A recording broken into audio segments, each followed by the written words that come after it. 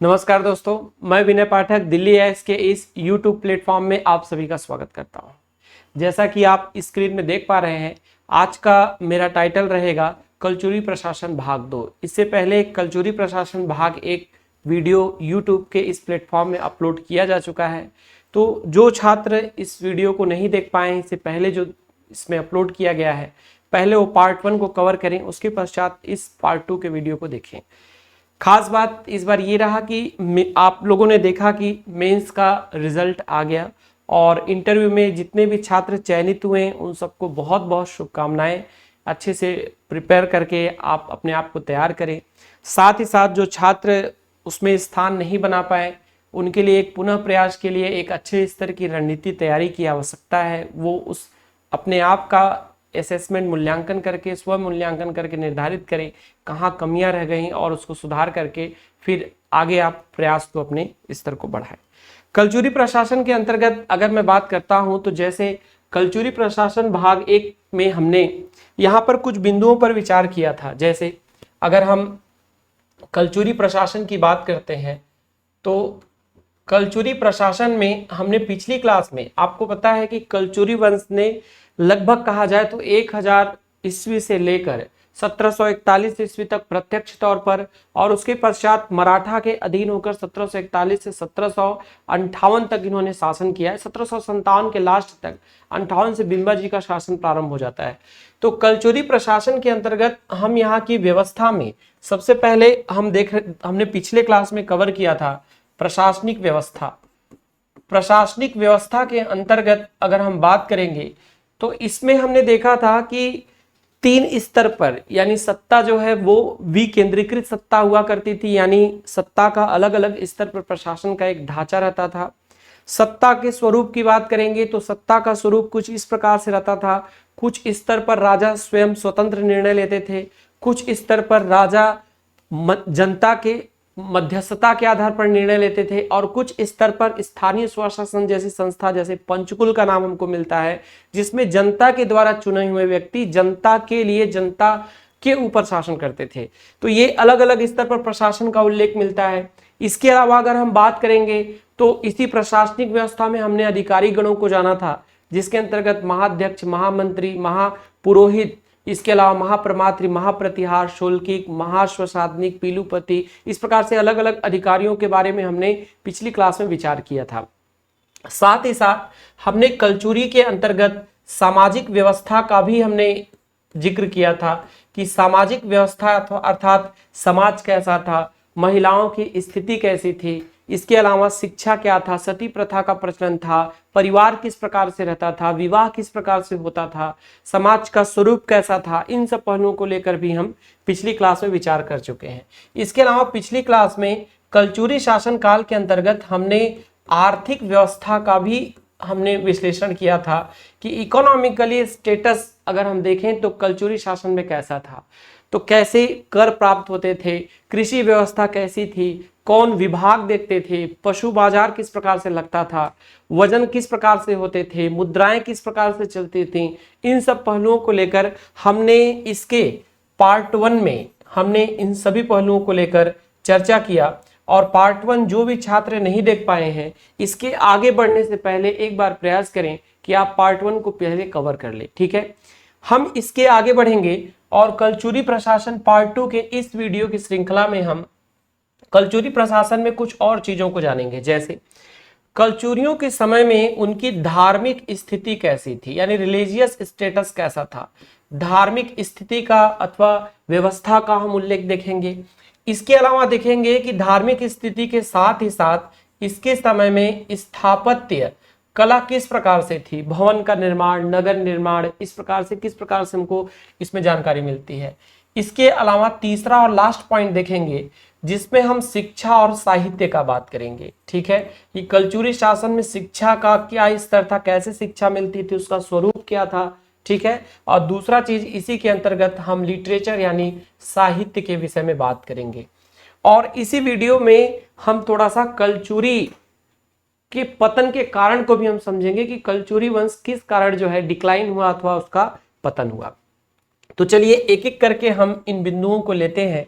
तो पहला हमारा टॉपिक स्टार्ट करते हैं कलचुरी शासन में धार्मिक व्यवस्था, यानी हम देखने वाले हैं कलचुरी में सबसे पहले धार्मिक व्यवस्था, यानी कलचुरी शासन में रिलीजियस स्टेटस कैसा था, यानी धार्मिक व्यवस्था कैसी थी। तो सबसे पहला पॉइंट आप ये बताएंगे कि कलचुरी जो शासक थे वो धार्मिक सहिष्णुता युक्त शासक थे, यानी इनके शासन काल में हमको धार्मिक सहिष्णुता दिखाई देती है। धार्मिक सहिष्णुता दिखाई देती है कहने का अर्थ ये है कि कोई भी शासक किसी धर्म के प्रति कट्टरता का भाव नहीं रखता था। चाहे आप किसी को भी लेकर देखें, चाहे आप रत्नदेव प्रथम को देखें, चाहे आप स्टार्टिंग आप करें कलिंग राज से और अंत में आप रघुनाथ सिंह के साथ जाएं, तो भी किसी भी शासक के विचार, व्यवहार और संस्कृति के निर्वहन में किसी प्रकार की धार्मिक कट्टरता दिखाई नहीं देती। यानी वो मैटर नहीं कर रहा था कि वो किस धर्म को मानने वाले हैं, ये उनके लिए मैटर करता था जिस धर्म को मान रहे हैं उसके साथ ही साथ अन्य धर्मों को भी वो क्या करते थे, स्थान देते थे। कलचुरी धार्मिक व्यवस्था के अंतर्गत अगर हम देखें तो इनके समय में शैव धर्म का उल्लेख मिलता है, ठीक है। साथ ही साथ अगर हम देखें तो हमको यहाँ पर वैष्णव धर्म का उल्लेख मिलता है। इसके अलावा जो है देवी उपासना जिसको हम कहेंगे शाक्त धर्म का उल्लेख मिलता है। इसके अलावा अगर हम बात करेंगे तो इस समय जो है जैन और बौद्ध धर्म से संबंधित भी हमको साक्ष्य मिलते हैं, यानी जैन और बौद्ध धर्म से संबंधित भी हमको जानकारी मिल रही है। साथ ही साथ अगर हम बात करें तो इसी समय में जो है सूर्य उपासना अथवा सूर्य देव से संबंधित हमको बहुत सारे साक्ष्य मिलते हैं यहाँ पर, ठीक है। साथ ही साथ अगर आप बात करेंगे तो यहाँ पर 16वीं शताब्दी में के अंत में जो जन्म होता है महाप्रभु वल्लभाचार्य का।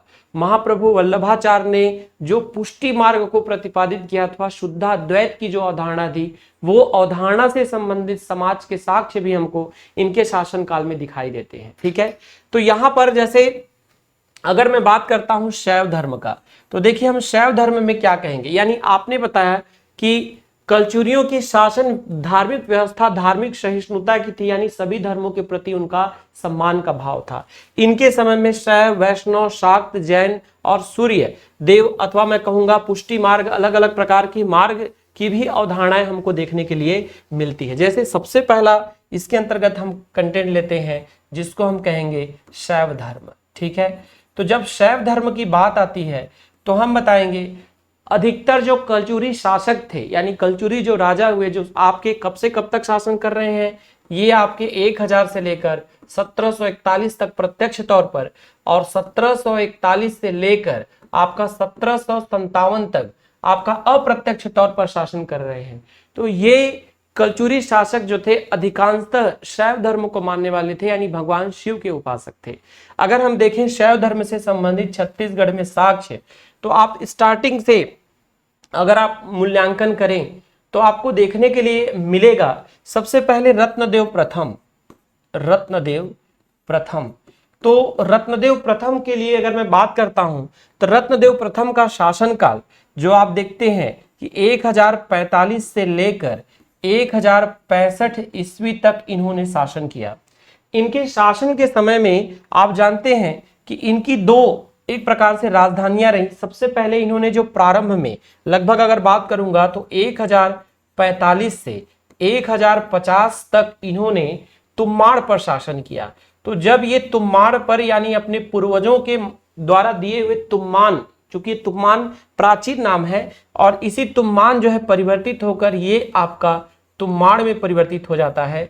तो जब 1045 से 1050 के बीच में तुम्माड़ पर शासन कर रहे थे तो इस तुम्माड़ पर इन्होंने बंकेश्वर महादेव मंदिर का निर्माण कराया। यानी इन्होंने क्या करवाया, बंकेश्वर महादेव मंदिर।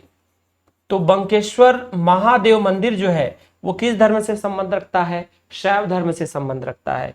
तो रत्नदेव प्रथम क्या काम कर रहे हैं, तुम्माड़ में बंकेश्वर महादेव मंदिर का निर्माण कर रहे हैं। इसके अलावा जब इन्होंने राजधानी स्थानांतरित कर दी अपनी पत्नी नोनल्ला के कहने पर, तो उस समय इन्होंने क्या किया, रतनपुर को राजधानी बनाया और लगभग 1050 से 1065 ईस्वी तक ये जो है आपके रतनपुर पर शासन करते हैं।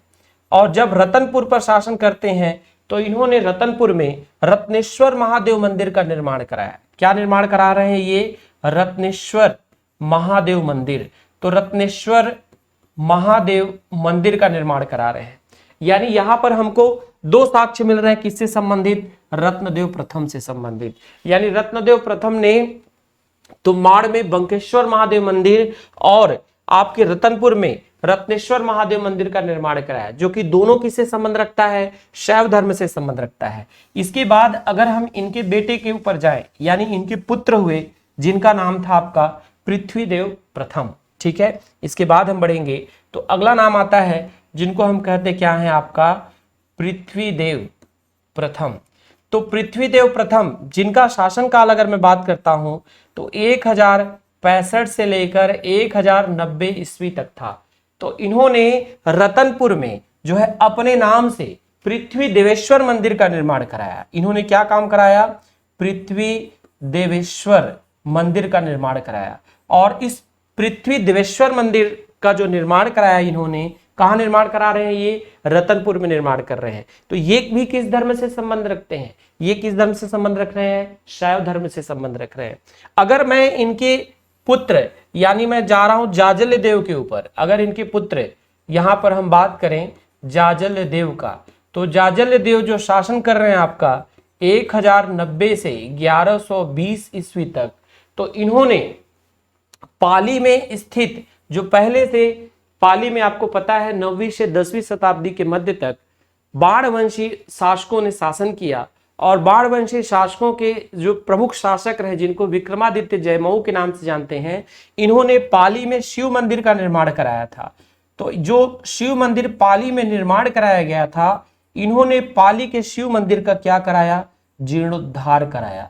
तो ये बातें बिल्कुल स्पष्ट हो जाती हैं। देखिए बहुत से एग्जाम्पल आप दे सकते हैं, जैसे आपने रत्नदेव प्रथम का दिया, पृथ्वीदेव प्रथम का दिया, जाजल्य देव प्रथम का आपने दिया। देखिए जब भी नाम के सामने नहीं रहेगा तो आप समझिएगा कि ये प्रथम की बात की जा रही है, ठीक है। तो ये सभी शासक जो आपको दिख रहे हैं किस धर्म के दिख रहे हैं? शैव धर्म को दिख रहे हैं। चलिए कुछ उदाहरण हम और ले लेते हैं। जैसे अगर इन्हीं के वंश में हम आगे बात करें, जैसे यहां पर मैं एक नाम शासक और लेता हूं जिसमें हम कहेंगे रत्नदेव तृतीय, ठीक है, रत्नदेव थर्ड। रत्नदेव तृतीय के शासनकाल के विषय में अगर मैं बात करूंगा तो रत्नदेव तृतीय का जो शासनकाल रहा वो है आपका बेसिकली 1178 से लेकर 1198 तक, ठीक है। ये आपके रत्नदेव तृतीय जो हैं वो जगत देव के पुत्र हैं और इनके विषय में जानकारी हमको खरौत शिलालेख से मिलता है। तो इन्होंने, इनके समय में आप जानते हैं अराजकता फैल गई थी, यानी जनता का इनके ऊपर विश्वास उठ गया था। और उसी विश्वास को पाने के लिए ये उड़ीसा के एक पंडित व्यक्ति जिनका नाम है गंगाधर राव, ठीक है, तो इन्होंने गंगाधर को अपना प्रधानमंत्री अथवा पुरोहित नियुक्त किया। और गंगाधर ने उस समय खरौद में स्थित लक्ष्मणेश्वर मंदिर का जीर्णोद्धार कराया। लक्ष्मणेश्वर मंदिर का जीर्णोद्धार। तो लक्ष्मणेश्वर मंदिर का आप जानते हैं, ये लक्ष्मणेश्वर मंदिर कहां स्थित है? ठीक है, तो आप कहेंगे खरौद में स्थित है। इसकी मंदिर के निर्माण का श्रेय जो है पांडु वंशीय शासक ईशान देव को दिया जाता है, जो कि आपके नन्नराज प्रथम के पुत्र थे। तो इस लक्ष्मणेश्वर मंदिर का जो जीर्णोद्धार कराने का श्रेय जाता है वो आपके रत्नदेव तृतीय को जाता है। अगर आप कुछ उदाहरण और लिखना चाहें तो इसमें कुछ एग्जाम्पल आप और दे सकते हैं। जैसे आप कहना चाहेंगे जाजल्य देव, ठीक है, तो ये जाजल्य देव की मैं जो बात कर रहा हूं ये जाजल्य देव द्वितीय है, ठीक है। जाजल्य देव सेकेंड की अगर मैं बात करूंगा, इनका शासनकाल 1165 से लेकर 1168 तक था, ठीक है, यानी इनसे पहले आ रहे हैं। पहले जाजल्य देव, फिर जगत देव, जगत देव के पुत्र होते हैं कौन? आपके रत्नदेव तृतीय। तो इनका जब शासनकाल था तो इन्होंने क्या काम किया? सोमराज ब्राह्मण की सहायता से मल्हार में शिव मंदिर का निर्माण कराया। और जो शिव मंदिर का निर्माण कराते हैं उसका नाम केदारेश्वर मंदिर रखा गया। क्या, किस मंदिर का निर्माण करा रहे हैं? ये केदारेश्वर मंदिर, ठीक है। तो ये केदारेश्वर मंदिर जो है वो शैव धर्म से संबंध रखता है। और ये केदारेश्वर मंदिर कहां पर निर्माण कराया गया है? तो आप क्या बताएंगे? मल्हार में निर्माण कराया गया है। मल्हार कहां पड़ता है? बिलासपुर में। इसके अलावा अगर मैं बात करूंगा तो ये एक व्यक्ति हैं सोमराज, इनके सहयोग से इस मंदिर का निर्माण कराया जा रहा है, जिसको क्या कहा जा रहा है? केदारेश्वर मंदिर। तो ये सभी एग्जाम्पल, बहुत सारे इसके अलावा भी बहुत एग्जाम्पल हैं, लेकिन मुख्यतः अगर देखें तो आप मेंस के उत्तर शैली पर अगर एक धर्म को लेकर आप अगर 4-5 उदाहरण दे पा रहे हैं तो ये आपकी एक अनोखी उत्तर शैली मानी जाएगी। साथ ही साथ देखिए, ये धर्म अपने आप में स्थापत्य यानी आर्किटेक्चरल इफेक्ट को भी दिखा रहा है कि आप बता पा रहे हैं कि यहाँ पर ये मंदिर निर्मित हुए हैं। तो कहीं ना कहीं ये सभी चीजें किससे संबंध रखती हैं? शैव धर्म से। यानी हम किसकी भी बात करें, जैसे रत्नदेव प्रथम की करें, पृथ्वीदेव प्रथम की करें, जाजल्य देव प्रथम, जाजल्य देव द्वितीय, रत्नदेव तृतीय, तो ये सभी शासक जो हैं स्वयं किस धर्म को मानने वाले हैं? शैव धर्म को मानने वाले हैं। लेकिन कहीं भी ऐसी जानकारी अथवा साक्ष्य अथवा उल्लेख नहीं मिलता जो इस बात को स्पष्ट करे कि ये शैव धर्म को मानने के साथ किसी दूसरे धर्म की अवहेलना अथवा उनको अस्वीकार करते थे, क्योंकि इनकी जनता में अलग अलग धर्मों को मानने वाले लोग भी अच्छे अच्छे पद पर पदस्थ रहे। तो इसी प्रकार से हम दूसरे धर्म को लेते हैं जिसको हम कहेंगे वैष्णव धर्म। ठीक है, चलिए कुछ हम देखते हैं वैष्णव धर्म के बारे में कि वैष्णव धर्म से संबंधित हमको क्या क्या चीजों की जानकारी यहां पर हमको प्राप्त हो रही है। तो आगे आप लिखेंगे वैष्णव धर्म। तो वैष्णव धर्म मतलब आप जानते हैं कि भगवान विष्णु से संबंध रखने वाले जो हैं वो वैष्णव धर्म के नाम से जाने जाते हैं, यानी उस धर्म को क्या माना गया है? वैष्णव धर्म माना गया है। तो जब हम वैष्णव धर्म की बात करते हैं तो देखिए सबसे पहला नाम इसमें हमारे पास जाजल्य देव का आता है। ठीक है,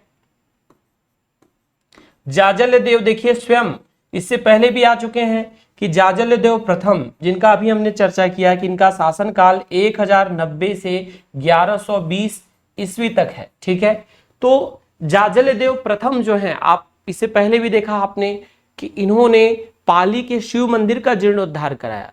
तो पाली का जो शिव मंदिर का जीर्णोद्धार करा रहे हैं, यानी खुद जो है शैव धर्म को मान रहे हैं। आपको पता होगा कि जाजल्य देव ने अपने नाम से नगर की स्थापना की थी जिसे जाजल्यपुर कहा गया, और वही जाजल्यपुर वर्तमान का जांजगीर है। तो इस जांजगीर में इन्होंने विष्णु मंदिर का निर्माण कराया। इन्होंने क्या कराया? विष्णु मंदिर का निर्माण कराया। ये विष्णु मंदिर का शिखर अधूरा है, इसलिए इसे नकटा मंदिर के नाम से जानते हैं, और यह मंदिर नागर की सप्त शैली में निर्मित है। तो याद रखिए कि यहां पर जाजल्य देव प्रथम जो है वो विष्णु मंदिर का निर्माण करा रहे हैं। कहां पर आपका? वो करा रहे हैं जांजगीर में। ये कहां निर्माण कराया गया इसका? जांजगीर में। ठीक है, इसके अलावा आप देखें तो इन्हीं के वंश में जो व्यक्ति आ रहे हैं, जैसे अगर मैं एक दूसरा उदाहरण लेता हूं तो दूसरे उदाहरण में हम यहां पर जैसे मान लीजिए कि एक शाखा ले लेते हैं, इनके वंश में आने वाले पृथ्वीदेव द्वितीय को ले लेते हैं। ठीक है, पृथ्वीदेव द्वितीय। ठीक, पृथ्वीदेव द्वितीय के विषय में अगर मैं बात करूंगा तो इनका शासनकाल जो आपको देखने के लिए मिलता है वो लगभग हम देखेंगे तो इनका शासनकाल 1135 से 1165 तक मिलता है। यानी कब से कब तक शासन किए हैं ये? तो इनका मिलता है 1135 से 1165। तो आपको पता होगा कि पृथ्वीदेव द्वितीय ने एक अपने योग्य सेनापति थे जिनका नाम था जगतपाल। ठीक है, ये जगतपाल के नेतृत्व में ये दक्षिण छत्तीसगढ़ यानी बस्तर संभाग विजय अभियान चलाते हैं। और आपको पता होगा कि पृथ्वीदेव द्वितीय के सबसे ज्यादा जो अभिलेख है, इंस्क्रिप्शंस जो हैं, वो पृथ्वीदेव द्वितीय के ही मिलते हैं। और पृथ्वीदेव द्वितीय ने यहाँ पर कुल 13 यहाँ पर जो है आपके शिलालेख अभिलेख प्राप्त होते हैं इनके। और सबसे छोटा रजत सिक्का चलाने का भी श्रेय जो है पृथ्वीदेव द्वितीय को दिया जाता है। तो इनके जो योग्य सेनापति थे जगतपाल, इन्होंने गरियाबंद जिले के राजिम में स्थित राजीव लोचन मंदिर का जीर्णोद्धार कराया। किसका जीर्णोद्धार कराया? राजीव लोचन मंदिर। तो इस राजीव लोचन मंदिर का ये जीर्णोद्धार करा रहे हैं, ये करा रहे 1145 ईस्वी में। तो इन्होंने 1145 यानी 1145 ईस्वी में राजीव लोचन मंदिर का जीर्णोद्धार कराया। इसको कराने के पीछे भी एक बहुत बड़ा कारण था। आपको पता होगा कि इनके जो पिता हैं जिनका नाम है रत्नदेव द्वितीय, रत्नदेव द्वितीय के जो है अकलतरा, सरखो, पारा गांव से जो है आपके साक्ष्य मिलते हैं शिवरी नारायण से।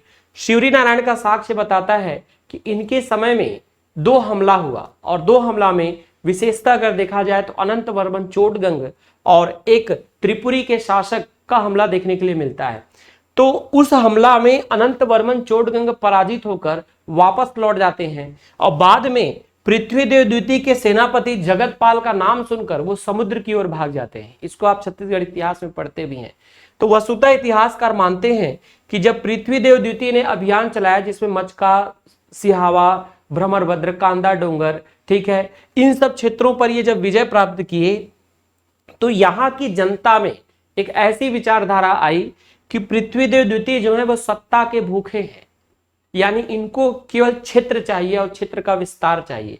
तो इन्होंने जनता में अच्छा मैसेज अथवा अच्छी सद्भावना लाने के इरादा से अपने सेनापति के द्वारा वहां पर स्थित, आपको पता है कि राजीव लोचन मंदिर का निर्माण नलवंशी शासक विलास तुंग ने 700 से 740 ईस्वी के बीच में कराया। विलास तुंग नल वंश के सबसे प्रतापी शासक माने गए हैं। तो यहाँ पर उनके द्वारा बनाए हुए जगतपाल ने क्या किया, इस राजीव लोचन मंदिर का जीर्णोद्धार कराया। आगे चलकर बिंबाजी भोसले राजीव लोचन मंदिर के कार्य प्रणाली के लिए राजिम में स्थित एक गांव जो है दान कर देते हैं ब्राह्मण को। तो ये एक पहलू आप कह सकते हैं। इसके अलावा अगर हम आगे बढ़ें तो आप देखते हैं तखत सिंह, ठीक है। तखत सिंह कोई और नहीं, तखत सिंह वही व्यक्ति हैं जिन्होंने अपने नाम से तखतपुर नगर बसाया। तखत सिंह का शासनकाल 1685 से लेकर 1689 तक था। 1685 से लेकर 1689 तक तखत सिंह का शासन था। इन्होंने तखतपुर में, कहां की बात कर रहा हूं मैं, तखतपुर में इन्होंने विष्णु मंदिर का निर्माण कराया। यानी ये पूरे के पूरे देखिए आपके वैष्णव धर्म से संबंधित आपको साक्ष्य देखने के लिए मिल रहे हैं, ठीक है। इसके अलावा मान लीजिए अगर आपको कुछ कंटेंट और हम इसमें ऐड करें तो, और जैसे ऐड करते हैं मान लीजिए, तो हम थोड़ा सा रायपुर शाखा की बात करते हैं। तो आपको पता है रायपुर शाखा में एक व्यक्ति रहे हैं जिनका नाम है ब्रह्मदेव, ठीक है। ब्रह्मदेव के पिता को ले लेते हैं। तो यहां पर ब्रह्मदेव के पिता रामचंद्र देव हैं जिन्होंने अपने पुत्र ब्रह्मदेव के नाम से रायपुर नगर की स्थापना की, ठीक है। बाद में आगे चलकर जब ब्रह्मदेव स्वयं सत्ता पर बैठते हैं तो ब्रह्मदेव क्या काम करते हैं, राजधानी को परमानेंट रायपुर बनाते हैं। ब्रह्मदेव का शासनकाल 1400 से लेकर 1440 ईस्वी तक था, ठीक है। इनके समय में 1415 ईस्वी में, यानी 1415 में 1415 ईस्वी में इनके समय में एक व्यक्ति हैं जिनका नाम है मूची हैं, जगतपाल मूची, ठीक है, सॉरी देवपाल मूची। तो इनके समय में देवपाल मूची ने इनके कहने पर खल्लारी में विष्णु मंदिर का निर्माण कराया। यानी आप देखिए यहां पर बहुत सारे शासक ऐसे मिल रहे हैं जो शैव धर्म को मानने वाले हैं कुछ लोग, तो कुछ लोग किस धर्म को मानने वाले हैं, वैष्णव धर्म को मानने वाले हैं। यानी अल्टीमेटली आप इस बात को साबित कर पा रहे हैं कि यहां पर धार्मिक सहिष्णुता दिखती, यानी किसी एक धर्म को लेकर विशेष झुकाव का पक्ष हमको कलचुरी शासन व्यवस्था में दिखाई देने के लिए नहीं मिलता, ठीक है। इसके अलावा मान लीजिए जैसे मैंने तीसरा पहलू लिया, आपको से चर्चा किया शाक्त धर्म के बारे में, ठीक है। शाक्त धर्म की अगर मैं बात करता हूं तो शाक्त धर्म कहने का अर्थ है देवी उपासना। क्या हम कह रहे हैं, देवी उपासना। यानी अगले हम साक्ष्य को लेते हैं जिसको हम कह रहे हैं शाक्त धर्म, ठीक है। तो शाक्त धर्म की बात अगर हम करें तो यहां पर आपको देखने के लिए मिलता है कि कलचुरी शासन व्यवस्था जो है राजा और जनता दोनों देवियों के उपासक रहे हैं। जैसे अगर मैं शाक्त धर्म में आपको रत्नदेव प्रथम की बात करता हूं, ठीक है, फिर वही बात रत्नदेव प्रथम जो है आपके 1045 से लेकर 1065 ईस्वी तक शासन किए हुए हैं, ठीक है। तो रत्नदेव प्रथम जो 1045 से लेकर 1065 ईस्वी तक शासन कर रहे हैं, इन्होंने लाफागढ़ में महिषासुर मर्दिनी मंदिर का निर्माण कराया। ये क्या काम कर रहे हैं लाफागढ़ में, महिषासुर मर्दिनी मंदिर का निर्माण कर रहे हैं। कब के दौरान कर रहे हैं, अपने शासन की अवधि के बीच में कर रहे हैं, ठीक है। तो महिषासुर मर्दिनी मंदिर का निर्माण ये अपने शासन के बीच में कर रहे हैं, कहां पर, लाफागढ़ में। आप जानते हैं कि इनकी पत्नी ने ऐसा फटकार लगाया था इनको कि इनको प्रशासन की शिक्षा मिल गई थी, क्योंकि इतिहासकार मानते हैं कि नूनल्ला जो है वो कलचुरी वंश की सबसे विद्वान अथवा विदुषी महिला थी। और नोनल्ला के कहे जाने पर इनका हृदय ऐसा परिवर्तित हुआ कि इन्होंने प्रशासन को बहुत सुदृढ़ किया ही किया, साथ ही साथ धार्मिक भावनाओं को भी लेकर जनता को अपने पक्ष में लिया। इन्होंने 1055 ईस्वी में उद्योग केसरी को पराजित कर सिरपुर क्षेत्र को रतनपुर के अधीन कर लिया था।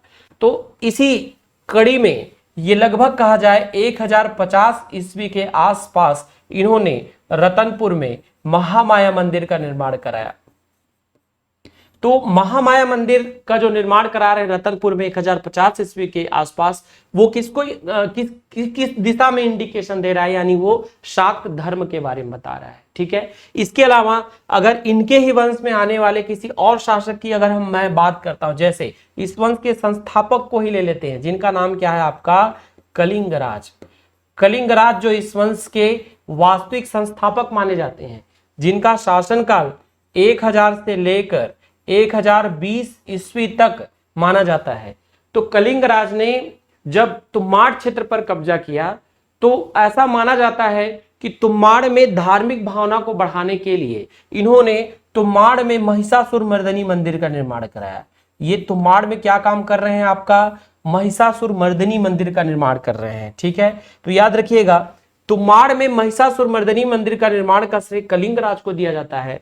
लाफागढ़ में महिषासुर मर्दनी मंदिर का निर्माण का श्रेय जो है रत्नदेव प्रथम को दिया जाता है। ठीक है, इसके अलावा भी अगर मैं बात करता हूं, चलिए कुछ कंटेंट और हम जोड़कर देखते हैं। जैसे अगर मैं इसमें आपसे बात करता हूं तो हम सीधे सीधे जाएंगे, जैसे कि विशेषता अगर मान लीजिए हम जाते हैं रत्नदेव तृतीय।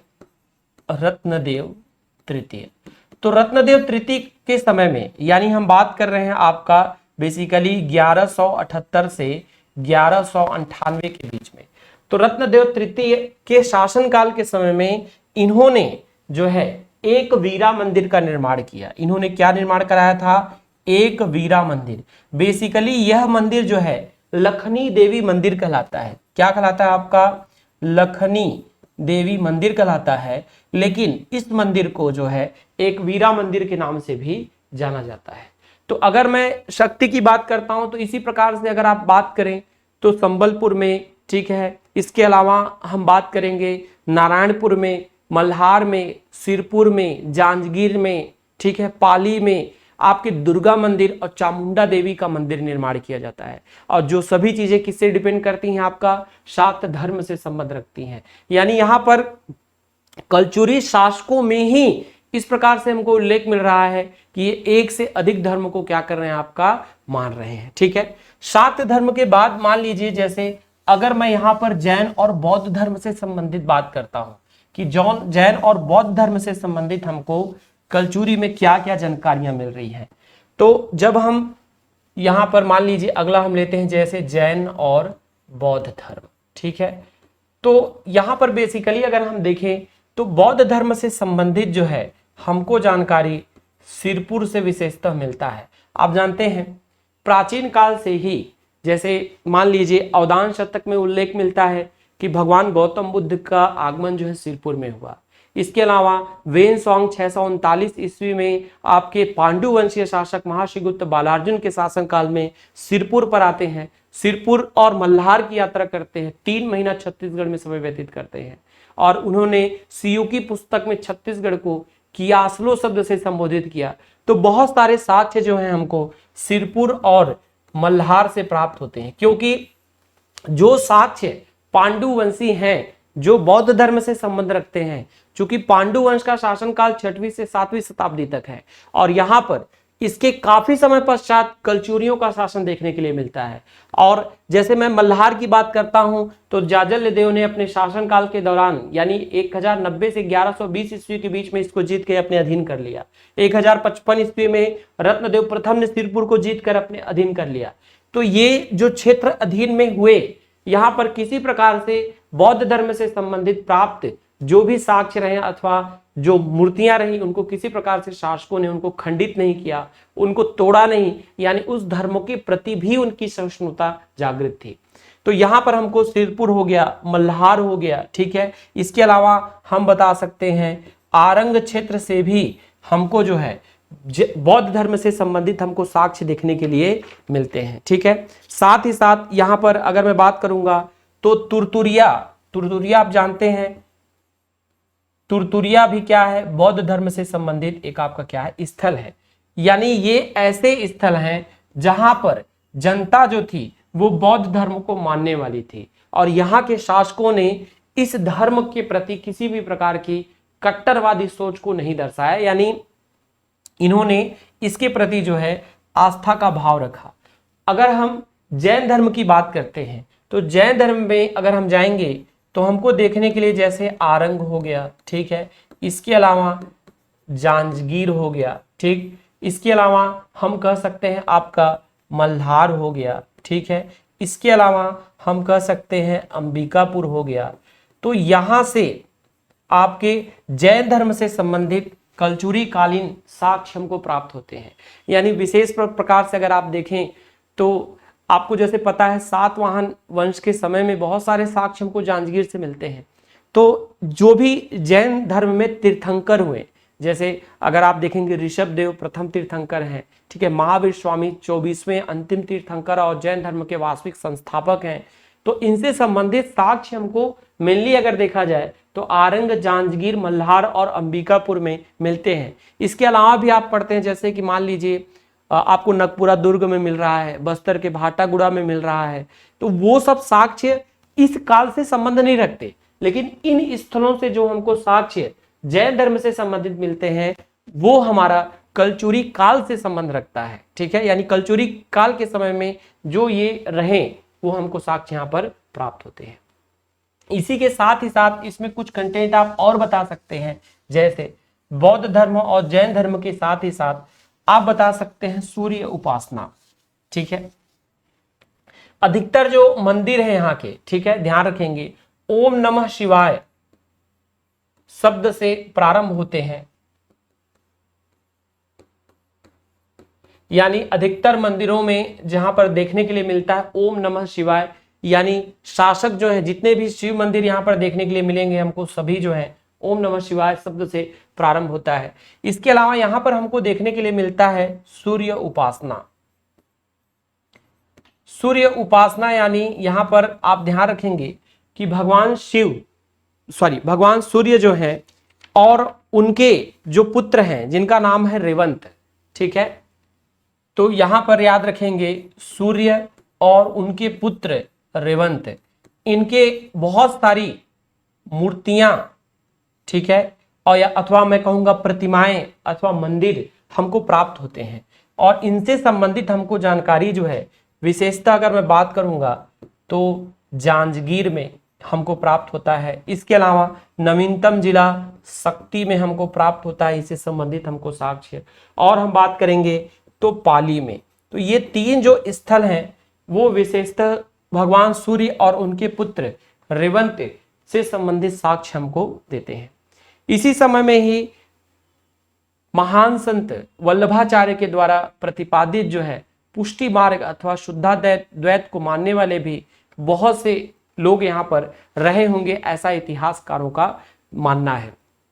यानी अगर हम देखेंगे तो कलचुरी के समय में जो धार्मिक व्यवस्था थी वो धार्मिक सहिष्णुता की नीति थी, यानी अलग अलग धर्मों से संबंधित हमको साक्ष्य मिलते हैं और जितने भी हमको यहाँ पर धर्म से संबंधित साक्ष्य मिल रहे हैं वो सभी के सभी जो है स्थापत्य कला से संबंध रखते हैं। यानी वो आर्किटेक्चरल आपके इफेक्ट हैं, यानी उसमें बहुत सारी मंदिरों का निर्माण अलग अलग शैलियों में, तो वो सभी चीजें एज इट इज आप इसको स्थापत्य के लिए भी उपयोग कर सकते हैं। ठीक है, चलिए इसके आगे जो एक पॉइंट इसी के अंतर्गत मैं आपको बता रहा हूं, धार्मिक सहिष्णुता के अंतर्गत मतलब एक दूसरा पॉइंट है जिसको हम बोलेंगे अंधविश्वास। ठीक है, कलचुरी शासन काल में शासक धार्मिक सहिष्णुता के थे, जनता भी एक से अधिक देवी देवताओं की पूजा करती थी, लेकिन इनके समय में अंधविश्वास का भी प्रचलन बहुत जोर शोर से था। जैसा कि मैंने पिछले वीडियो में आपसे बताया था कि कलचुरी काल में जो समाज था वो समाज अर्धनगरी और अरण्यक समाज था। समाज जो है वो अर्धनगरीय और किस प्रकार का है, आपका अरण्यक स्वभाव का है। इसमें इतिहासकार मानते हैं कि अर्ध नगरी समाज का तात्पर्य उस समाज से है जो नगर अथवा ग्राम में रह रहा है, ठीक है, नगर अथवा ग्राम में रह रहा है और वो गैर जनजाति है, यानी वो जनजाति वर्ग से नहीं आता। अरण्यक समाज से अर्थ उस समाज से है जो यहाँ के स्थानीय जनजाति अथवा आदिवासी रहे हैं, जो लंबे समय से इस क्षेत्र में निवास किए हैं, उनसे तात्पर्य यहाँ पर अरण्यक सभ्यता से है। तो इतिहासकार मानते हैं कि अर्धनगरीय समाज में जो धर्म प्रचलित था वो धार्मिक सहिष्णुता का था, लेकिन जो अरण्यक समाज है उस समाज में जो धर्म का एक स्वरूप था वो धर्म का स्वरूप अधिकतर अंधविश्वास पर आधारित था। इवन ये अंधविश्वास जो है वो राज परिवार तक को नहीं छोड़ा था। अगर मैं उदाहरण के तौर पर बात करूंगा तो उदाहरण में हमको देखने के लिए मिलता है जैसे जाजल्य देव, ठीक है, जाजल्य देव द्वितीय, जाजल्य देव द्वितीय के बारे में अगर मैं बात करूंगा, जिनका शासनकाल 1165 से 1168 तक था। इनके शासनकाल में ऐसा माना गया, एक डॉक्टर वीवी मिराशी और अलग अलग इतिहासकार का एक अलग अलग अवधारणा है। तो इनके पीछे जो एक अवधारणात्मक हमको तथ्य देखने के लिए मिलता है वो थीरू नामक व्यक्ति का, एक थीरू नामक जो है ग्राह्य है, ये थीरू ने जाजल्य देव द्वितीय को कैद कर लिया था, ठीक है, मतलब एक प्रकार से आप कहेंगे कि ऐसी शक्ति थी जिसने जाजल्य देव द्वितीय को कैद कर लिया, ठीक। और आप देख रहे हैं बहुत कम समय का शासन था जाजल्य देव द्वितीय का। इनको इस थीरू से मुक्त कराने के लिए दो ब्राह्मणों को एक गांव जो है दान करना पड़ा। राघव और रामदेव दो ब्राह्मण हैं जिनका नाम सुनने के लिए हमको मिलता है, एक का नाम है राघव और दूसरे का नाम क्या है, रामदेव। तो राघव और रामदेव को इन्होंने एक गांव दान किया, गांव का नाम था बुंदेरा, ठीक है। तो मुक्त होने के लिए इन्होंने क्या काम किया, बुंदेरा गांव को इन्होंने दान किया था। किसको दान किया था, राघव और रामदेव। किसके कैद में थे ये, थीरू के कैद में थे। कुछ इतिहासकार मानते हैं ये थीरू न होकर एक थीरू नाम का घड़ियाल था जिसने क्या काम किया था, आपके जाजल्य देव द्वितीय को कैद कर लिया था, यानी अपने सिकंजे में रखा था, ठीक है। ये घड़ियाल से घायल हो गए थे, बड़ी मुश्किल से इनका प्राण बच पाया था। ऐसा एक अंधविश्वास के स्वरूप में अगर आप इस पहलू पर जाएंगे तो ये भी एक अंधविश्वास का पहलू है कि एक ऐसी पारलौकिक शक्ति के कैद में आ गए थे, कौन, जाजल्य देव द्वितीय, जिनको दो ब्राह्मण को राघव और रामचंद्र की सहायता से ये मुक्त होते हैं, उसके बदले में ये बुंदेरा गांव को दान करते हैं। तो कहीं ना कहीं ये अवधारणा सिद्ध होती है कि इनके समय में जादू टोना का प्रचलन था। क्या कहेंगे, इनके समय में क्या प्रचलन था, तो आप बताएंगे इनके शासनकाल के समय में बेसिकली हमको जादू टोना का प्रचलन मिलता है। तो ये जादू टोना जो है वो छत्तीसगढ़ की संस्कृति का एक अंग कह सकते हैं, ठीक है। एक ऐसा अंधकार युक्त मतलब भाग कहेंगे जिसका कोई बहुत ज्यादा प्रामाणिकता इतिहास में हमको देखने के लिए नहीं मिलता, लेकिन इतिहासकार मानते हैं कि यहाँ पर कलचुरी की जो शासन व्यवस्था थी अथवा धार्मिक व्यवस्था थी वो धार्मिक सहिष्णुता, जादू टोना अथवा मैं बात करूंगा अंधविश्वास पर लगभग आधारित थी, ठीक है। इसी प्रकार से हमारा ये जो पहला पॉइंट है वो पहला पॉइंट यहाँ पर कंप्लीट होता है, जिसको हम देख रहे थे आपका धार्मिक व्यवस्था। धार्मिक के साथ ही साथ यहाँ पर हमारा स्थापत्य भी कंप्लीट होता है, क्योंकि हमने जो अलग अलग मंदिरों के विषय में बात की वो सभी स्थापत्य के अंतर्गत आ जाते हैं। स्थापत्य में एक पॉइंट और आप ऐड कर सकते हैं, वो कह सकते हैं नगर का निर्माण, नगर निर्माण। तो आप स्टार्टिंग से अगर देखेंगे तो आपको ऐसा देखने के लिए मिलता है कि अलग अलग समय में अलग अलग शासकों ने अपने नाम से नगर की स्थापना की। जैसे अगर मैं बात करता हूं रत्नपुर, रत्नपुर जो है ये वर्तमान का आपका रतनपुर है, ठीक है। ये रतनपुर आपका बिलासपुर में पड़ता है। इसकी स्थापना जो है रत्नदेव ने अपने नाम से की है। रत्नदेव जो कि आपके 1045 से 1065 ईस्वी तक शासन किए, तो इन्होंने अपने नाम से रत्नपुर नगर की स्थापना की, ठीक है। इसके अलावा जैसे मैं बात करता हूं आपसे जाजल्य, ठीक है, अगला नाम रहेगा आपका। जिसे आप कहेंगे जाजलपुर। ठीक है, जाजलपुर वर्तमान का जांजगीर है। ठीक है, इसकी स्थापना जो है जाजल देव ने अपने नाम से किया था। जाजल देव ने अपने नाम से जाजलपुर नगर बसाया। ठीक है, और इनका शासनकाल आप जानते हैं 1090 से 1120 ईस्वी तक है। ठीक है, इसी प्रकार से आप कह सकते हैं जैसे अकलतरा, अकलतरा जो कि आपके जांजगीर में पड़ता है, तो ये अकलतरा जो है बेसिकली अगर हम बात करें तो इसको, ये कहां पड़ता है आपका जांजगीर में। इस अकलतरा की स्थापना जो है अकाल देव के नाम पर किया गया था, लेकिन अकाल देव के बड़े भाई किए थे किसी और ने। अकाल देव के बड़े भाई जिनका नाम था पृथ्वीदेव द्वितीय, पृथ्वीदेव द्वितीय ने अपने शासनकाल के दौरान इसकी स्थापना की। पृथ्वीदेव द्वितीय की अगर मैं बात करता हूं तो 1135 से लेकर 1165 ईस्वी तक ये शासन किए। अपने शासनकाल के दौरान इन्होंने अपने भाई अकाल देव के नाम पर अकलतरा नगर की क्या की है, स्थापना की है। इसके अलावा अगर आप नगरों के नाम के क्रम में ही जाएंगे तो आप बता सकते हैं जैसे तखतपुर, तखतपुर नगर की स्थापना जो है तखत सिंह ने की है। किसने किया है, तखत सिंह ने किया है। ये तखतपुर आपका बिलासपुर में पड़ता है। तखत सिंह 1685 से लेकर 1689 तक शासन किए हैं। ठीक है, अगर इसके अलावा मैं यहां पर राजपुर की बात करता हूं तो राजपुर जो है आपका रतनपुर में पड़ता है। ये वर्तमान का जूना शहर है जो कि रतनपुर के अधीन आता है। इसकी स्थापना राज सिंह ने की है। ठीक है, राज सिंह का शासनकाल 1689 से 1712 ईस्वी तक था। तो इन्होंने अपने शासनकाल के दौरान राजपुर नगर की स्थापना की। ठीक है, इसके अलावा अगर मैं बात करता हूं रायपुर, ठीक है, रायपुर नगर की स्थापना जो है ब्रह्मदेव राय के नाम पर रामचंद्र देव ने किया था। मतलब ये रामचंद्र देव जो है वो ब्रह्मदेव राय के पिता हैं। तो अपने पुत्र के नाम पर इन्होंने बेसिकली ब्रह्मदेव राय ने रायपुर नगर को जीता था, और जीतने के बाद वो खुश होते हैं अपने पुत्र पर, तो अपने पुत्र के नाम पर वो जो होते हैं ब्रह्मदेव राय के नाम पर रायपुर नगर की स्थापना करते हैं। रामचंद्र देव की बात करेंगे तो ये 1380 से लेकर 1400 ईस्वी तक शासन किए हुए हैं। ठीक है, तो ये यहाँ पर अलग अलग क्षेत्रों के नाम शासक अपने नाम पर रख रहे हैं। ये भी एक स्थापत्य के अंतर्गत कंटेंट आपका माना जाएगा। ठीक है, तो हमने यहाँ पर धर्म और स्थापत्य दोनों को लेकर हमने यहाँ पर विचार किया। आगे की कड़ी में हम अपने लास्ट पॉइंट में आएंगे, शिक्षा और साहित्य।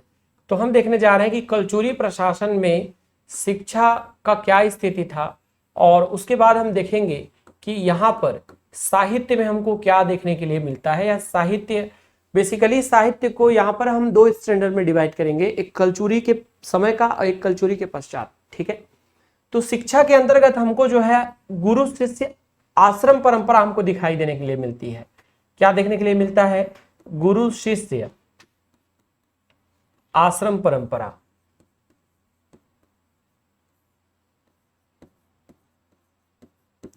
गुरु शिष्य आश्रम परंपरा कहने का मतलब ये है कि यहाँ पर जो विद्यार्थी हुआ करते थे अथवा जो छात्र हैं वो एक बनाए हुए आश्रम में जाकर गुरु से शिक्षा प्राप्त करते थे, और उसके बदले में गुरु दक्षिणा जैसे कार्यों का, यानी उसके बदले में जो है गुरु दक्षिणा का एक प्रारूप या स्वरूप हमको देखने के लिए मिलता है। ये शिक्षा प्राप्त करने की जो इनकी भाषा या कलचुरियों की जो राजकीय भाषा थी वो संस्कृत था। यानी यहाँ पर हमको संस्कृत का काफी अच्छे स्तर पर हमको सम्मान देखने के लिए मिलता है। शिक्षा से संबंधित बस इतने ही कंटेंट मिलते हैं हमको देखने के लिए साधारणतः, कि जो है गुरु आश्रम की परंपरा थी, संस्कृत को जो है राजकीय संरक्षण प्रदान था, और शिक्षा के पश्चात गुरु दक्षिणा जैसे शब्दावली का भी यहाँ पर उपयोग किया जाता है। अगर मैं बात यहाँ पर साहित्य की करता हूँ तो ध्यान रखिएगा, कलचुरी कालीन साहित्य अथवा साहित्यकार को भी कभी कभी मेंस में स्पेस देकर पूछा जाता है। तो यहाँ पर अगर हम देखेंगे तो तीन नाम हमको देखने के लिए विशेषतः मिलते हैं। तो तीन नाम जो देखने के लिए मिल रहे हैं, इसमें हम दो क्लास में इसको क्लासिफाई करते हैं। जैसे एक हम देंगे कलचुरी कालीन, ठीक है, कलचुरी कालीन यानी कलचुरी के समय की बात कर रहे हैं। तो जब हम कलचुरी कालीन यानी कलचुरी के समय की बात करेंगे तो इसमें जो है विशेषतः अगर हम देखेंगे तो हमको नाम गोपाल मिश्र का देखने के लिए मिलता है, ठीक है, किसका नाम मिलता है, गोपाल मिश्र, और इनके पुत्र माखन मिश्र का मिलता है। और अगर मैं इसी में ही देखूंगा तो शिवदत्त शास्त्री, शिवदत्त शास्त्री का उल्लेख मिलता है, ठीक है। और अगर मैं कलचुरी के पश्चात यानी अगला जो मैं पॉइंट आपसे चर्चा कर रहा हूं वो है कलचुरी पश्चात। तो कलचुरी पश्चात की जब मैं बात करूंगा तो हमको कलचुरी पश्चात यहां पर अगर हम देखें यानी कलचुरियों के जाने के बाद, लेकिन अधिकतर जो साहित्य की रचनाओं के जो विषय हैं वो लगभग कलचुरियों पर ही डिपेंड रहे, तो वो नाम मिलता है हमको बाबू रेवाराम, बाबू रेवाराम। तो अगर मैं यहां पर बाबू रेवाराम की बात करता हूं तो बाबू रेवाराम को छत्तीसगढ़ का प्रथम आधुनिक इतिहासकार भी कहा जाता है। इनके विषय में अगर हम देखें तो ये लगभग 1850 मतलब 56-50 से एक लगभग अनुमानित मैं कह रहा हूं 1930 तक देखने के लिए इनके विषय में हमको जानकारी मिलता है, यानी ये 1936 तक या 30 तक के आसपास एक अमूमन आप मान लीजिएगा 1850 से 1830 के आसपास बाबू रेवाराम से संबंधित हमको जानकारी देखने के लिए यहां पर मिल रहा है, ठीक है। और अगर मैं गोपाल मिश्र की बात करता हूं तो गोपाल मिश्र जो है 1689 से लेकर 1712 तक, यानी ये बेसिकली अगर देखा जाए तो आपके राज सिंह के दरबारी कवि थे। राज सिंह वही हैं जिन्होंने रतनपुर में हवा महल और बादल महल का निर्माण कराया, अपने नाम से जो है राजपुर नगर बसाया जो वर्तमान का चूना शहर रतनपुर में पड़ता है आपका। तो हमको इनकी रचनाओं के बारे में थोड़ा जानना है, तो हम थोड़ा सा यहाँ पर कुछ ट्रिकी अप्रोच लगाते हैं कि इनकी रचनाओं को हम आसानी से कम समय में जल्दी कैसे हम याद रख सकें अथवा हमको याद रहे, ठीक है। तो जैसे पहला नाम हमको देखने के लिए मिल रहा है शिवदत्त शास्त्री। तो शिवदत्त शास्त्री के लिए आप याद रखेंगे इनकी रचना है, एक रचना है जिसको हम कहेंगे इतिहास समुच्चय। एक ही दो है तो इसको तो सीधे सीधे याद कर सकते हैं, जैसे इतिहास समुच्चय। इतिहास समुच्चय में ही ये जो है आपके कल्याण साय के जो है बंदी बनाकर रखा गया था जहांगीर के दरबार में, और गोपाल राय नामक एक पहलवान जाकर उनको छुड़वा के लाते हैं, इसके बारे में इतिहास समुच्चय में उल्लेख मिलता है, ठीक है। दूसरा पॉइंट अगर मैं इनके विषय में बताऊंगा तो रतनपुर आख्यान, रत्नपुर अथवा रतनपुर आख्यान, ये दो इनकी रचनाएं हैं जो अधिकतर आपसे कहा जाए एग्जाम में पूछा जाता है अथवा क्या है बहुत इंपॉर्टेंट है। तो इतिहास समुच्चय और रतनपुर आख्यान ये रचना जो है शिवदत्त शास्त्री की है। इसके अलावा अगर मैं यहां से पर आपसे बात करूं पंडित गोपाल मिश्र, तो पंडित गोपाल मिश्र के विषय में अगर हम बात करेंगे तो जैसा कि मैंने आपसे कहा कि ये 1689 से लेकर 1712 ईस्वी तक क्या रहे हैं, राज सिंह के दरबारी कवि रहे हैं। इन्होंने इनकी रचना विशेषता एक बहुत ज्यादा प्रसिद्ध रही जिसका नाम था खूब तमाशा, ठीक है। इनकी एक रचना है जिसका नाम है खूब तमाशा।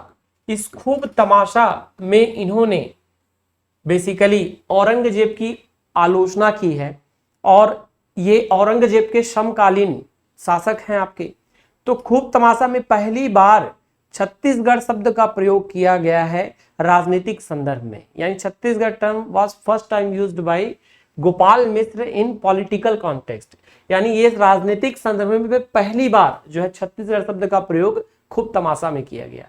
तो एक ट्रिक के माध्यम से अथवा मैं कहूंगा शॉर्ट माध्यम से इनकी रचनाओं को समझने का प्रयास हम कर सकते हैं। जैसे हम कहेंगे कि बेसिकली जैसे हम कहें तो इनके लिए हम एक लाइन यूज कर सकते हैं, और वो लाइन रहेगा हमारा जैमिनी ने सुदामा के साथ मिलकर, क्या लिखेंगे आप, जैमिनी ने सुदामा के साथ मिलकर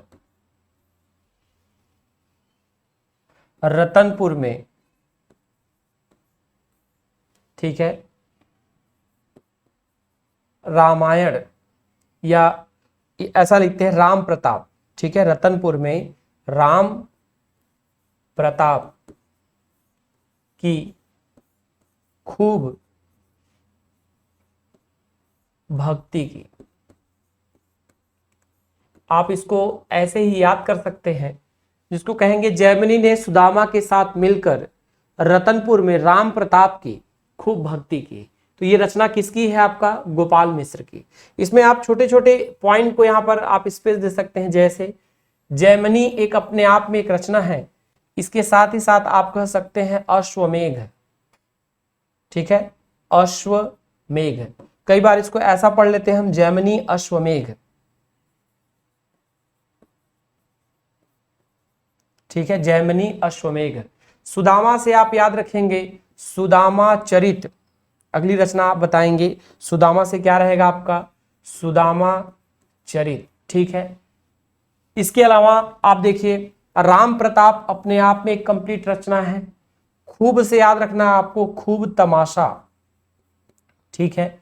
भक्ति से आपको याद रखना है भक्ति चिंतामणि, भक्ति चिंतामणि, ठीक है। तो आप इस प्रकार से कुछ रचनाओं को ट्रिकी वाइज भी याद रख सकते हैं, जैसे जैमिनी अश्वमेघ, राम प्रताप, सुदामा चरित, ठीक है, खूब तमाशा, भक्ति चिंतामणि, और इस प्रकार से आप रचनाओं को देख सकते हैं। जैसे एक दूसरे हम साहित्यकार को लेते हैं जिनका नाम रहेगा बाबू रेवाराम, बाबू रेवाराम।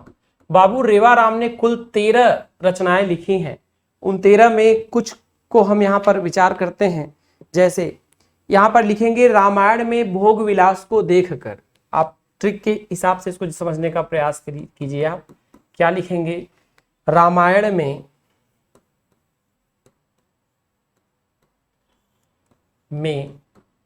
भोग विलास देखकर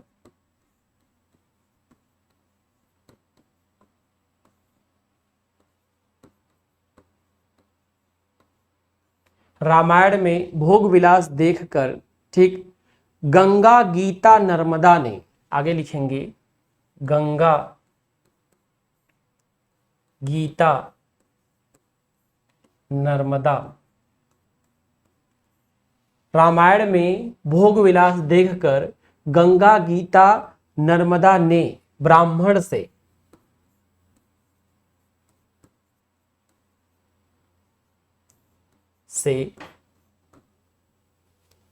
क्या लिखेंगे? ब्राह्मण से, फिर आगे रहेगा दोहा कृष्ण लीला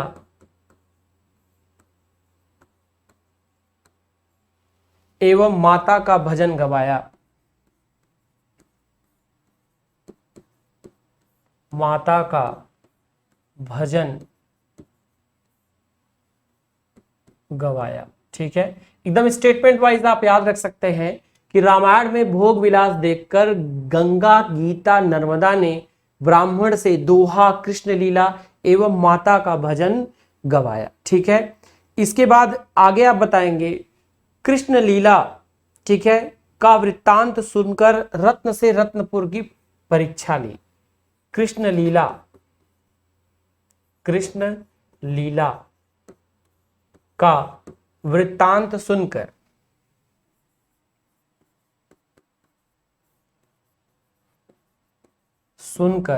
ठीक है, रत्न से रत्नपुर की परीक्षा ली, ठीक है। और आप जानते हैं एक मूवी है, उसके हिसाब से एक RRR का बना लीजिएगा। इसमें लगभग इनकी सब रचनाएं आ जा रही हैं। यानी बाबू रेवाराम के लिए आप बस इतने स्टेटमेंट को याद कर लें अगर, कि रामायण में भोग विलास देखकर, ठीक है, आगे क्या बोलेंगे? गंगा गीता नर्मदा ने ब्राह्मण से, ठीक है, ब्राह्मण से दोहा कृष्ण लीला एवं माता का भजन गवाया, कृष्ण लीला का वृत्तांत सुनकर रत्न से रत्नपुर की परीक्षा ली। अब देखिए आप रचनाओं को इसमें अगर आप एक्सपांड करते हैं तो देखिए रामायण से आप यहाँ पे बताएंगे रामायण सार संग्रह, ठीक है, एक आपका रचना रहेगा जिसको क्या कहेंगे, रामायण सार। ठीक है, दूसरा रहेगा आपका जिसको बताएंगे रामायण दीपिका। ठीक है, इसके अलावा विलास से याद रखना है आपको, जिसको बोलेंगे विक्रम विलास। इसको क्या पढ़ेंगे आप, विक्रम विलास। ये विक्रम के बाद क्या आएगा आपका, विलास आएगा। गंगा से याद रखना है आपको, गंगा लहरी। ठीक है, गीता से याद रखना है आपको, गीता माधव। नर्मदा से याद रखना है, नर्मदा कंटक। ठीक है, ब्राह्मण से याद रखना है, ब्राह्मण स्त्रोत। ठीक है, दोहा से याद रखना है, आप बोलेंगे इसको दोहावली। दोहा से क्या बोलेंगे आप इसको, दोहावली। ठीक है, कृष्ण लीला अपने आप में एक रचना है। ठीक है, इसके अलावा याद रखिएगा माता का भजन भी अपने आप में एक रचना है। वृत्तांत से याद रखेंगे लोक लावण्य वृत्तांत। क्या बोलेंगे इसको, लोक लावण्य वृत्तांत। ठीक है, और रत्नपुर की परीक्षा अपने आप में एक रचना है। इस ट्रिपल आर में आप क्या याद रखेंगे, देखिए इस ट्रिपल आर के हिसाब से जैसे एक आर से रहेगा आपका रामाश्वमेघ, रामाश्वमेघ। ठीक है, दूसरे आर से आप याद रखेंगे जिसको बोलेंगे रहस। एक क्या है आपका रामाश्वमेघ, दूसरा आर से क्या रहेगा रहस, और तीसरे आर से रहेगा आपका जिसको एक अगर रामायण को इससे आप ले रहे हैं तो रामायण दीपिका को आप इससे ले लीजिए। ठीक है, तो इस तरीके से बाबू रेवाराम की रचनाएं भी क्या हो जाती हैं, कंप्लीट हो जाती हैं। यानी बाबू रेवाराम में अगर आप इतना याद रखें कि रामायण में भोग विलास देखकर गीता नर्मदा, ठीक है, क्या बोलेंगे यहां पर हम गंगा गीता नर्मदा ने ब्राह्मण से, ठीक है, क्या क्या कर रहे हैं, दोहा, कृष्ण लीला एवं माता का भजन गवाया, कृष्ण लीला का वृत्तांत सुनकर रत्न से रत्नपुर की परीक्षा ली। ठीक है, और ट्रिपल आर के आधार पर आप क्या बताएंगे, रामाश्वमेघ, रहस और रामायण दीपिका। तो ये जो रचनाएं हैं वो किसकी रचनाएं हैं, आपका बाबू रेवाराम की ये सभी रचनाएं हैं। तो इसी के साथ ही साथ आपका यहाँ पर ध्यान रखेंगे कि कलचुरी काल में नारायण, अल्हड़, कीर्तिधर और वत्सराज जैसे बड़े बड़े साहित्यकार भी यहाँ पर रहे। ठीक है, और कलचुरी प्रशासन जो है यहाँ पर आपका क्या हो जाता है, कंप्लीट हो जाता है। ठीक है, कलचुरियों के पतन को लेकर अगर मैं विचार करता हूं कि कलचुरियों के पतन को लेकर क्या क्या कारण रहे होंगे, जैसे इसी के अंतर्गत हम देखते हैं कलचुरी पतन, यानी कलचुरियों का जो पतन हुआ उस पतन के पीछे क्या क्या कारण देखने के लिए मिलते हैं। ठीक है, तो कुछ कारणों को यूं ही मैं आपसे चर्चा करता हूं। जैसे सबसे पहला कारण हमको देखने के लिए मिलता है रघुजी प्रथम का विस्तारवादी नीति। यानी रघुजी प्रथम जो थे, आपको पता होगा 1735 से 1755 तक रघुजी का शासनकाल रहा नागपुर क्षेत्र पर, और उन्होंने जो है उड़ीसा पर अभियान चलाने के लिए जो है भास्कर पंत कुल्हाटर को भेजते हैं, और मार्ग में रतनपुर का आना एक दुर्भाग्य पड़ गया अथवा मराठा के संपर्क का माध्यम बन गया, जिसके कारण से क्या होता है कि भास्कर पंत कुल्हाटर जो है रघुनाथ सिंह के ऊपर हमला करते हैं और उस क्षेत्र पर कब्जा कर लेते हैं। यानी अगर मैं यहाँ पर बात करूंगा तो ये कह सकते हैं कि अगर इतना विस्तारवादी नीति ना होती रघुजी प्रथम की तो रघुनाथ सिंह को इतना दुर्दिन का सामना देखने के लिए ना मिलता। ठीक है, साथ ही साथ भास्कर पंत कुल्हाटर जैसे योग्य व्यक्ति का होना, अगर उनके सेनापति में भास्कर पंत कुल्हाटर जैसे योग्य व्यक्ति ना होते तो कलचुरियों के पतन का उतना बड़ा कारण न बनता। यानी अगर स्थितियां सही रहती तो यहाँ पर रतनपुर मोह नहीं आते। ठीक है, साथ ही साथ मोहन सिंह का षड्यंत्रकारी होना, आपको पता होगा कि राज सिंह के पुत्र विश्वनाथ सिंह के आत्महत्या करने के पश्चात मोहन सिंह जो है वो आकर यहाँ पर उनकी सेवा करते हैं और सत्ता प्राप्त करने का लोभ रखते हैं। राज सिंह के पश्चात सत्ता जो है उनके चाचा सरदार सिंह और उसके पश्चात उनके चाचा रघुनाथ सिंह को चली जाती है, लेकिन मोहन सिंह को सत्ता नहीं मिलती। मोहन सिंह को सत्ता न मिलना भी एक प्रकार से उनके मन में षड्यंत्र की भावना लाती है, जिसके चलते वो भास्कर पंत कुल्हाटर को यहाँ रतनपुर पर इनवाइट करते हैं। इसके अलावा न्याय व्यवस्था बहुत दोषपूर्ण थी, सैन्य व्यवस्था बहुत ज्यादा दोषपूर्ण थी।